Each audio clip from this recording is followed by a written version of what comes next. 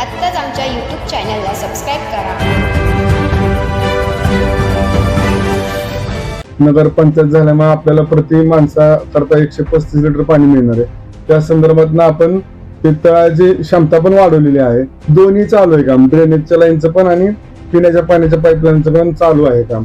RTO office सारखी गोष्ट असेल किंवा प्रांत सारखी असेल, अशा बऱ्याच ऑफिसेस आपल्या गावात मोहिते पाटील परिवाराने सत्तेत असताना आणले, नसताना सुद्धा त्यांनी कामं केलेली आहेत. लोकांची दहशत कसली म्हणतात आम्हाला कधीच कळालं नाही किंवा माहित पण नाही. आपली माणसं निधी आणायला सक्षम आहेत आणि ते भांडून का होईना निधी आम्ही आणणार. कोणता पाहिजे त्या पद्धतीचा निधी येईल. सत्ता यायची मागणी करतायत, त्याच्या आधी जर अशा पद्धतीने ते बोलत असते तर हीच दहशत आहे. म्हणजे जे काम करणारे लोक होते ते सर्व गव्हर्नमेंटचे होते, त्यावेळेस सुद्धा शिवबाबा किंवा धैर्यशील भैया यांनी 60 कोटी निधी आणून बाकीची वेगवेगळी कामं केलेली आहेत. नमस्कार, स्वराज जाहीर मध्ये आपल्या सर्वांचं सहर्ष स्वागत आहे. आपण बघताय खबर गावाची बातमी आपल्या कामाची. आज आपण बघू शकता की अकलूज नगर परिषदेचं इलेक्शन अगदी 2 दिवसावरती येऊन ठेपलेलं आहे. 2 तारखेला मतदान आहे आणि याच पार्श्वभूमीवरती आपण बघू शकता शरदचंद्र पवार गटाचे उमेदवार जे की तुतारी वाजवणारा माणूस या चिन्हावरती प्रभाग क्रमांक 8 मधून जे उभे आहेत ते म्हणजेच योगेश प्रद्युम्न गांधी हे या ठिकाणी आपल्यासोबत चर्चा करण्यासाठी उपस्थित राहिलेले आहेत. तर नक्कीच आपण या विषयावरती त्यांच्याशी बातचीत करणार आहोत. नमस्कार योगेश सर, आपलं स्वराज जाहीर मध्ये सहर्ष स्वागत आहे. नमस्कार. तर योगेश सर, आपण बघू शकता की आपल्याला शरदचंद्र पवार गट यांच्याकडून तुतारी वाजवणारा माणूस या चिन्हावरती या ठिकाणी प्रभाग 8 मधनं उमेदवारी मिळालेली आहे आणि आपण त्या ठिकाणाहून उमेदवारीसाठी अर्ज दाखल करून आज जनतेला सामोरं गेलेला आहात. काय वाटतं, आपल्या नक्की काय भावना आहे त्या? माझ्या भावना म्हणजे मला पक्षाने जे तिकीट दिलेलं आहे, माझा पक्ष आहे शरदचंद्र पवार गट तुतारी वाजवणारा माणूस या पक्षाकडून आणि विजयसिंह मोहिते पाटील यांच्या पक्षातून मला जे तिकीट मिळालंय ते म्हणजे माझ्या सामाजिक समाजाकडून आणि माझा मेडिकल व्यवसाय ह्या तिन्ही बाबतीतनं त्यांनी जे माझ्यावर विश्वास ठेवलेला आहे त्या भावनेतनं मला खूप आनंद आहे. आणि मी ह्या जे तिकीट दिलेलं आहे त्या संदर्भात आमच्या प्रभागात प्रचार करून विजय होण्याचा पूर्ण प्रयत्न करणार. नाही, निश्चितपणे आपण बघू शकता ज्या प्रभागातून आपल्याला उमेदवारी भेटलेली आहे त्या ठिकाणी जे काय अडीअडचणी आहेत त्याबाबत आपल्याला काय माहिती आहे का? हो, माहिती आहे. मी ज्यावेळेस उमेदवारी स्वीकारली आणि प्रचाराच्या ह्याला फिरायला लागलो त्यानंतर प्रभाग नंबर 8 मधील नवीन बाजारतळ या विषयाने ज्यावेळेस तिकडे गेलो तर तिथे पाण्याच्या अडचणी जाणवल्या. पाणी आणि रोड आणि लाईट ह्या विषयातनं आम्ही काम करणार आहे. आमचा ज्यावेळेस पक्ष निवडून येणार आहे त्यात पहिला आमचं टार्गेट तेच राहणार आहे की आम्ही पाणी, रस्ता आणि लाईट ह्याच्यावर पूर्णपणे फोकस राहणार आहे. अजून महिला बचत गटातून ज्या महिला काम करत आहेत त्यांच्या उत्पादनाला एक आम्ही हॉल बांधणार आहे. त्यात त्यांचे साहित्य विकले जाण्याचा प्रयत्न होणार. दुसरे जे युवक आहेत की ज्यांच्या हाताला रोजगार नाही त्या संदर्भातनं पण काम करून त्यांच्या हाताला ज्या पद्धतीने अडचणी आल्या त्या सोडवून त्यांचे काम करून देण्याचा प्रयत्न करणार आहे. जसं जे पाण्याच्या संदर्भातल्या ज्या अडचणी आहेत त्याकरता आपण आता जे जुना साठा आहे तो आपला 30 दिवसाचाच मिळतो. नगरपंचायत झाल्यामुळे आपल्याला प्रति माणसा करता 135 लिटर पाणी मिळणार आहे. त्या संदर्भात आपण ते तळाची क्षमता पण वाढवलेली आहे. तळाची क्षमता जी आता 30 दिवसाची डायरेक्ट 70 दिवसावर गेलेली आहे.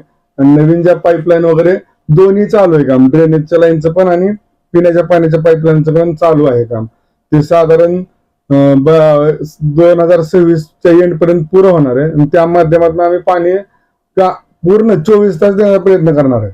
आणि तसेच ज्या भागात टाक्या नाही आहेत, पाण्याचं प्रेशर लो येत आहे, जसं राऊतनगर असू द्या किंवा आमच्या भागातला राऊतनगरचा जो प्रभाग किंवा सगळ्या अकलूजचा विचार करून राऊतनगर आहे, नवीन बाजारतळ आहे, ह्या ठिकाणी पाण्याच्या प्रेशरच्या निर्मितीने टाके निर्मिती करण्याचा प्रयत्न आम्ही करणार आहे.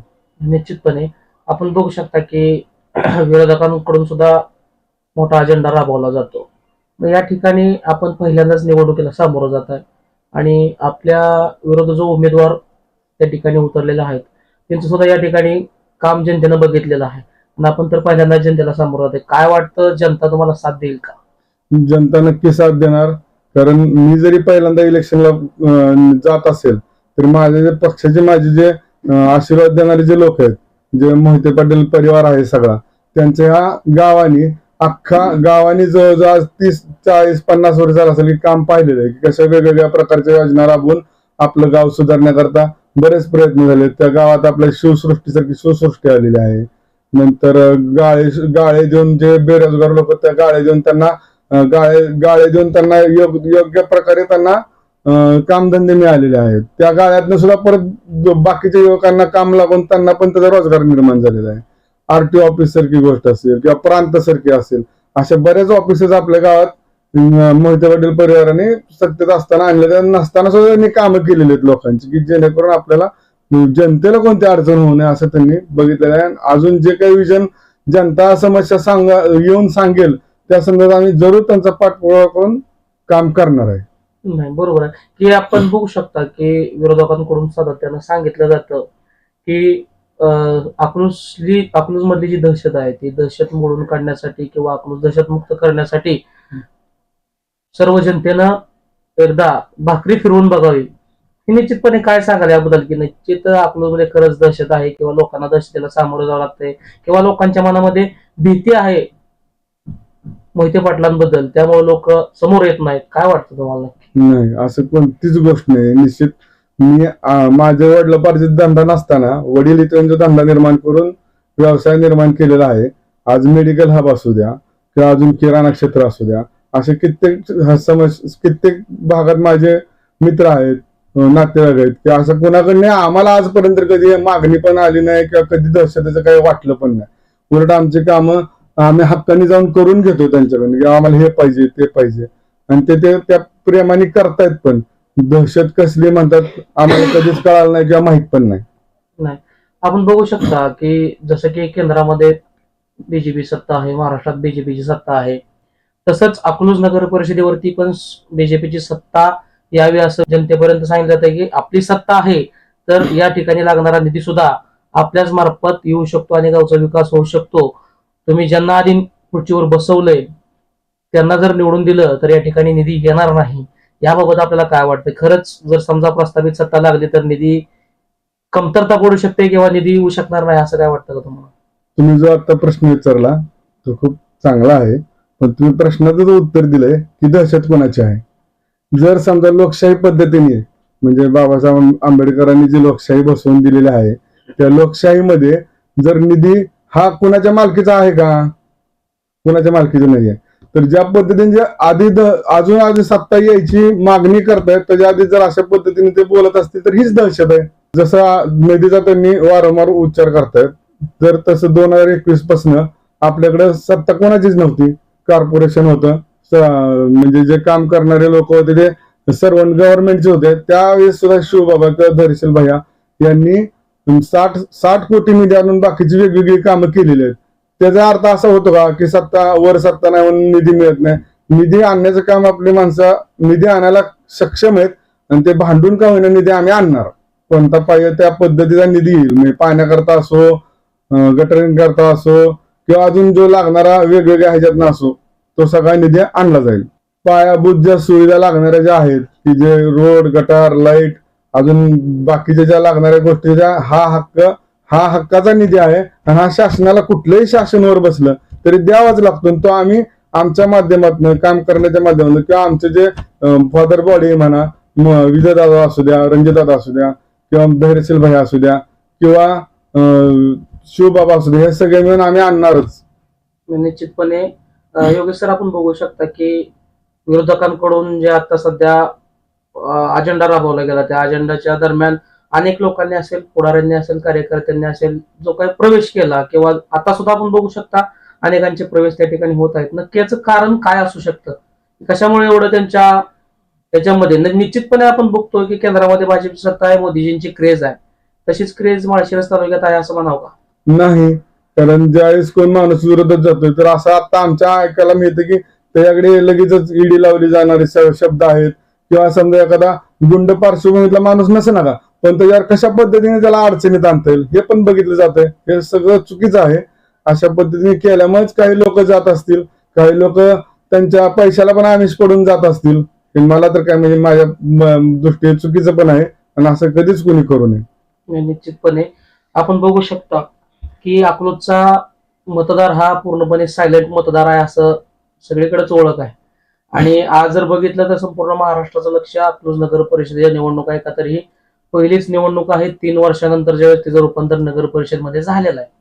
काय वाटतं, हा मतदार राजा परत एकदा इतिहास घडवेल का? नाही, परत एकदा इतिहास घडवणार, पण तो मोहिते पाटील परिवारच्या प्रेमा खातीर जो आहे तोच घडणार. आणि आमच्या 26 प्लस आमचा जो नगराध्यक्षाचे उमेदवार आहेत ते सहित आम्ही सगळे निवडून येणार. निश्चितपणे तिरंगी लढत आपण या ठिकाणी बघतोय. काय वाटतं, प्रस्थापित सत्तेला ह्या दोन गटाकडून म्हणा किंवा पक्षांकडून थोडाफार फटका बसण्याचे चान्सेस आहेत का? नाही, आतापर्यंत जो ग्राउंड रिपोर्ट आहे किंवा लोकांकडून ज्या भावना व्यक्त केल्या जात आहेत की ही आमची अकलूजकर म्हणून लढाई आहे आणि आम्ही ती लढणार आणि निश्चित त्यात विजय होणार. 100% गोलाला आपलाच राहणार. 100% गुलाल आपलाच राहणार, त्यात कसलाही वाद नाही. योगेश सर, काय सांगाल की आपण अकलूजच्या या मतदार राजाला नक्की काय आवाहन कराल आपल्या युट्यूब चॅनलच्या माध्यमातून? आपल्या युट्यूब चॅनलच्या माध्यमातून मी हेच आवाहन करीन की जे आमचं तुतारी वाजवणारा माणूस हे चिन्ह आहे, प्रत्येक प्रभागात जे जे उमेदवार आहेत उभा तुतारी वाजवणारा माणूस प्लस आमचा शिवसेनेचे मशाल जे खून आहेत त्याचे 2 उमेदवार आहेत, असे जे आमची युती आहे त्या सगळ्या उमेदवाराला बहुमताने विजय करावा आणि आपलं अनमोल वोट आम्हालाच द्यावं ही आमची विनंती आहे. पण खूप खूप धन्यवाद योगेश सर, आपण आमच्या स्वराज झेर या युट्यूब चॅनलला या ठिकाणी मुलाखत दिली, बहुमूल्य वेळ दिला, त्याबद्दल आपलं खूप खूप आभार. जी माझी मुलाखत घेतली त्याबद्दल आभारी आहे.